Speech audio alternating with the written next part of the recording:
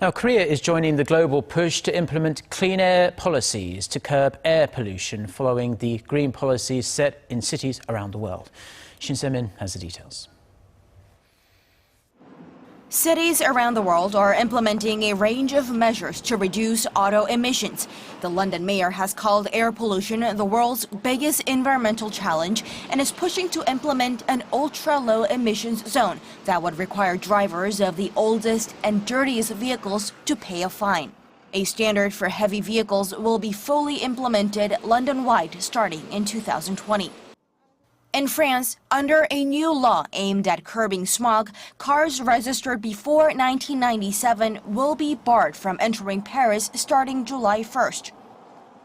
Over in India, reports that pollution levels in Delhi aligned with those of Beijing prompted the Indian city to ban all new large diesel cars and SUVs with engines of more than 2,000 cc's and to phase out diesel taxicabs.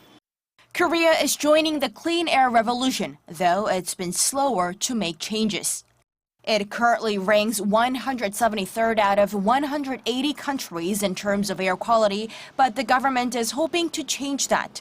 The government once encouraged diesel car ownership by giving diesel car owners a tax break starting in 2009.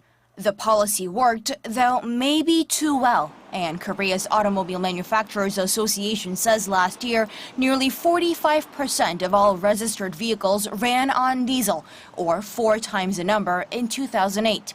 But the government is now taking a different approach.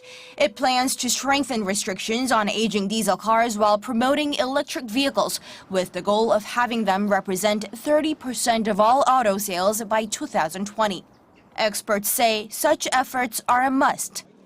Also, there is necessary for the government and other civil society organizations to tell the general public that actually diesel vehicle is very harmful for in some aspect, right? That's where we need to place the effective regulatory measures by the government. Experts are optimistic that cities in Korea will be able to go all electric by 2030 by following the example set by Jeju Island. Shin Se-min, Arirang News.